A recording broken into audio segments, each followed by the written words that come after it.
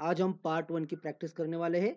ये समास का टॉपिक है और बोर्ड एग्जाम में जिस तरह से क्वेश्चन आते हैं उसी तरह से प्रैक्टिस करेंगे, जिससे आपको बोर्ड एग्जाम में काफ़ी मदद मिले। तो चलिए शुरुआत करते हैं। तो पहला क्वेश्चन है, महानगराणां मध्ये चलद अनिशम कालायसस्य चक्रम। तो ये विग्रह है, इसका हमें समास करना है। समास करते समय एक सिंपल सी बात आपको ध्यान रखना है, वो है कि विभक्ति हटाना है। विभक्ति हटाओगे तो समझ लेना है कि हमारा समास आसान हो जाता है। तो षष्ठी विभक्ति हटा देना है और जोड़ देना है। समास करना बहुत आसान, बस जोड़ दो। और यदि वहां संधि का कोई प्रसंग है तो संधि करना है। तो इसलिए हमारा कालायस चक्रम, तो ये हमारा समास है। ये षष्ठी तत्पुरुष समास है। कालायस का चक्र, काल रूपी लोहे का चक्र। ठीक है, तो काके की, लोहे का चक्र, लोहे का, काके की, जहां काके की है वहां हमें षष्ठी तत्पुरुष समास करना होता है। तो ये हमारा पहला आंसर सही, बाकियों में गड़बड़ है। ठीक है, शब्द शब्दों में कुछ तो गड़बड़ है, इसीलिए वो आंसर सही नहीं है। नेक्स्ट, समलम धरातलम। समलम धरातलम में क्या है? तो शब्द है स और मलम, ऐसे हमें फिलहाल यहाँ दो शब्द दिख रहे। तो स ये अव्यय है, ध्यान दीजिए। तो यहाँ स जो होता है सह का स बन जाता है। ये अव्ययभाव समास क्यों है? क्योंकि समझ लेना है कि जब भी समास के पहले अव्यय रहेगा तो वो अव्ययभाव है। ठीक है, और यदि स दिखता है तो समझ लेना है वहां या तो सह रहेगा या तो सहितम रहेगा, दोनों में से कोई एक रहेगा। अभी यहाँ सह भी है, सहितम भी है। ठीक है, मगर आपको एक बात ध्यान रखना है, जहां सह और सहितम रहेगा वहां तृतीय विभक्ति होनी चाहिए। तो इनमें से तृतीय विभक्ति वाला बस एक ही समास है, मलेन सहितम। तो इसलिए मलेन सहितम ये आंसर सही है। मल के साथ, गंदगी के साथ, ऐसा उसका शब्दशः मीनिंग होता है। ठीक है, तो इस तरह से ये सेकेंड एग्जाम्पल। नेक्स्ट, वायुमंडलम वृषम दूषितम। वायुमंडल दूषित हो गया है बहुत। ठीक है, तो वायुमंडलम हमें अभी इसका विग्रह करना है, ये समास है। तो विग्रह करते समय पहले हम इसका मीनिंग क्या है वो देख लेते। वायुमंडल, वायु का मंडल। ओके, वायु का, काके की आ रहा है, तो काके की मतलब षष्ठी विभक्ति आनी चाहिए। तो ये षष्ठी तत्पुरुष हो गया। तो वायुस्य, यहाँ हमें स्य दिख रहा है मगर वायु उकारांत शब्द है, इसलिए उसकी षष्ठी तो गुरु शब्द की तरह चलेगी, वायो हो। तो वायो हो मंडलम, ये उसका आंसर है। तो समास करते समय हमें मीनिंग पता होना चाहिए, इसलिए चैप्टर को रिवाइज करना चाहिए, क्योंकि एग्जाम में चैप्टर से ही समास आते हैं ज्यादातर। इसलिए हमने चैप्टर के ही एग्जाम्पल दिए हैं, जिससे आपको एग्जाम में फायदा मिले। और यहाँ भी देखिए ग में क्या है, वायो मंडल, यहाँ मंडल है और हमें यहाँ देखना है मंडलम। तो समास का एंडिंग वर्ड जिस विभक्ति में होगा, जिस वचन में होगा, विग्रह में भी वही चाहिए, मंडलम मंडलम, इस तरह से। ये सिर्फ तत्पुरुष की मैं बात बता रहा हूं। ठीक है, तो ये आंसर सही है। नेक्स्ट, नहीं निर्मलम जलम। निर्मल पानी नहीं है, ओके, शुद्ध पानी नहीं है। निर, निर यदि रहेगा तो समझ लेना है, देखिए पहले अव्यय है तो समझ लेना है वो अव्यय भाव समास है।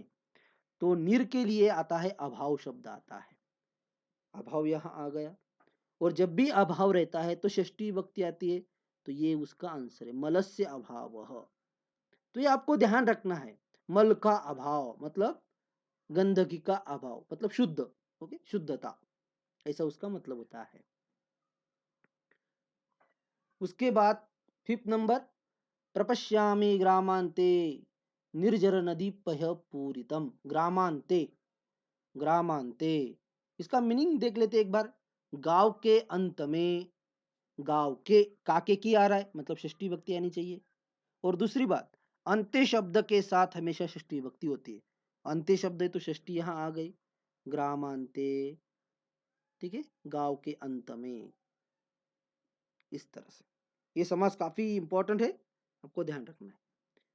नेक्स्ट, तत्र राजसिंह नाम राजपुत्र वसति स्म। राजपुत्र, अभी राजपुत्र का मतलब क्या होता है, हम क्या मीनिंग लेते हैं राजपुत्र का?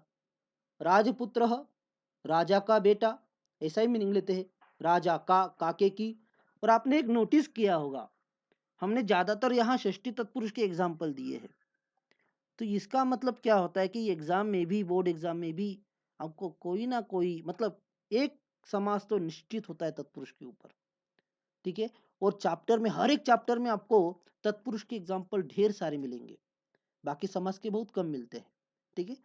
तो सबका हमें अभ्यास करना है, मगर षष्ठी के ऊपर ज्यादा ध्यान रखना है। हम सभी के एग्जाम्पल करने वाले हैं। तो राजपुत्र, राजा का पुत्र, तो काके की, तो षष्ठी विभक्ति, राजस्य ऐसा आपको लगेगा, मगर राजन शब्द है, नकारांत शब्द है, इसलिए उसका राजस्य तो नहीं होगा, राज्ञः, राज्ञः पुत्रः, इस तरह से, ठीक है। 7 नंबर, वाष्पयानानां माला संधावती। ओके, वाष्पयानानां माला, यह माला के नीचे भी अंडरलाइन है, ठीक है। वाष्पयानानां माला, इसका हमें समास करना, ये विग्रह है, इसका हमें समास करना है। तो समास करते समय सिंपल सी बात, विभक्ति का हटाओ। अभी यहाँ देखो, यहाँ क्या है, विभक्ति हटाना है, जोड़ देना है, वाष्प यान माला, यही उसका आंसर सही है। ग में क्या है, वाष्प यान माला हा। अभी देखिए, मैंने पहले भी बात की कि यहाँ जो है, यहाँ ध्यान रखना है, माला शब्द है तो यहाँ भी माला ही आना चाहिए, आंसर में माला। विग्रह में माला है, मतलब विग्रह में एंडिंग वर्ड जिस विभक्ति जिस वचन में रहेगा, उसी विभक्ति वचन लिंग में शब्द होना चाहिए आंसर का भी, ठीक है। तो वाष्पयान माला, वाष्पयान माला, इस तरह से आंसर सही है। तो इस पर थोड़ा ध्यान देना है, क्योंकि कभी कभी एक कंफ्यूजन ऑप्शंस हो सकते हैं। अभी यहाँ देखिए, वाप्श थोड़ा सा उल्टा किया, आंसर सेम लग रहा है। यदि थोड़ा सा भी आप ध्यान नहीं दोगे तो आप इसको टिक कर सकते हो, ख वालों को।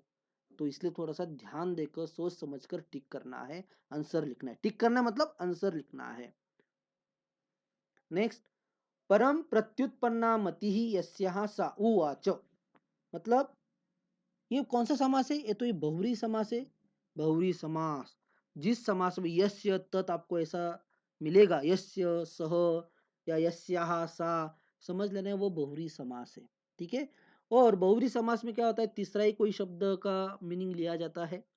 तो प्रत्युत्पन्ना मति, मतलब जिसे ऑन द स्पॉट कुछ भी सूझता है, मतलब तुरंत उसे आइडिया आ जाती, दिमाग मतलब उसका चलने लगता है फटाफट, उसे कहते हैं प्रत्युत्पन्ना मति। तो इसका समास करना है। तो समास करते समय जो हम बहुव्रीहि समास करते हैं, उसमें समास करते समय यस्य सा, इसका हम यस्याः सा, यहाँ जो है वो नहीं लेते, जोड़ते समय वो शब्दों में नहीं लेते हैं। यत और तत् सर्वनाम हम ऐड नहीं करते, सिंपल सी बात ध्यान रखिए। बस ये दो शब्द हम जोड़ेंगे। और जोड़ते समय हमें और एक बात ध्यान रखना है कि पहला शब्द यदि विशेषण होता है, जो तीनों लिंगों में चलता है, चेंज होते रहता है, तो वो पुल्लिंग में हो जाएगा। अभी प्रत्युत्पन्न ये जो शब्द है, ये पुल्लिंग में भी चलता है, स्त्रीलिंग में, नपुंसकलिंग में, क्योंकि विशेषण है, तो इसलिए ऐसा शब्द पुल्लिंग में हो जाएगा। प्रत्युत्पन्न, आकारांत है तो अकारांत बन जाएगा, आ को अ बन जाएगा। तो यहाँ प्रत्युत्पन्न मति ही, ये सेकेंड आंसर हमारा सही है, ठीक है। क में क्या है, प्रत्युत्पन्ना मति ही, प्रत्युत्पन्ना मतलब आई दिया है, तो ऐसा नहीं करना है। ये कब करना है, बस पहला शब्द विशेषण होना चाहिए, जो तीनों लिंगों में चलता है, सिंपल सी बात। तो प्रत्युत्पन्न मति ही, ये आंसर सही है। नेक्स्ट, ततः तापसौ कुशलवौ प्रविशतः, कुशलवौ, तो ये द्वंद्व समास है। द्वंद्व समास कैसे पहचानते, जिस समास में जितने शब्द है उतना वचन रहेगा तो समझ लेना वो द्वंद्व समास है। और दोनों भी नाउन है, कुश भी नाउन है, लव भी नाउन है। ये समास काफी इंपॉर्टेंट है, आप इसे याद करके रखो। कुश वैसे सभी इंपॉर्टेंट है, उसमें से सबसे इंपॉर्टेंट कुश लव, कुशः च लवः च, ठीक है। तो इसका कौन सा आंसर सही होगा, इसका भी ख सही होगा, कुशः च लवः च। इसमें होता क्या है कि जितने शब्द है उतना वचन रहेगा, ठीक है। अभी फर्स्ट में क्या है, कुशौ, अब ये तो गलती किया, तो ये तो नहीं होगा। कुशलवौ च, इसमें विग्रह ही नहीं किया है, तो ये गलत ही हो जाएगा। कुशः च लवः च, कुशः च लवः च, ये दोनों भी सही है, ठीक है। तो आंसर रिपीट हो गए, तो हम दोनों को भी टिक कर देंगे। यदि बोर्ड एग्जाम में ऐसे होता है तो आप कोई भी एक लिखोगे तो कोई फर्क नहीं पड़ता है, ठीक है। तो कुशौ च लवौ च ये गलत है, क्योंकि हमेशा ध्यान रखो क्या क्या होता है कि अभी यहाँ देखो कुश लवौ द्विवचन है, तो जब विग्रह करेंगे तो हमें एक वचन प्लस एक वचन करना है। ये अभी प्लस माइनस को ध्यान रखना है। एक वचन प्लस एक वचन तो द्विवचन बन जाएगा। ठीक है, तो कुशः एक वचन है, लवः एक वचन है, तो एक वचन मिलेंगे तो दो वचन बन जाएगा, द्विवचन बन जाएगा। तो कुशल लवौ इस तरह से। नेक्स्ट, रामस्य समीपम उपसृत्य प्रणम्य च। रामस्य समीपम, तो ये षष्ठी तत्पुरुष आपको लग रहा है कि रामस्य काके की है, मगर नहीं, समीपम है। समीपम से हमें पता चलता है कि अव्ययभाव समास है, क्योंकि अव्ययभाव समास में समीपम शब्द आता है और समीपम के लिए आता है उप। और अव्ययभाव समास में और एक क्या बात है कि जो अव्यय है वो पहले आ जाएगा, तो हमारा आंसर होगा उपरामम। ये हमारा आंसर है उपरामम। और ये नपुंसक बन जाता है, इसलिए उपरामः गलत है। ठीक है, हमारा आंसर यही सही रहेगा, उपरामम नपुंसक। अभी राम शब्द तो पुल्लिंग है, तो उसे नपुंसक कैसे करेंगे, तो करेंगे क्योंकि अव्ययभाव समास का रूल ही है राम के नजदीक उपरामम। ठीक है, तो इस तरह से उपरामम हमारा आंसर सही है। Thank you.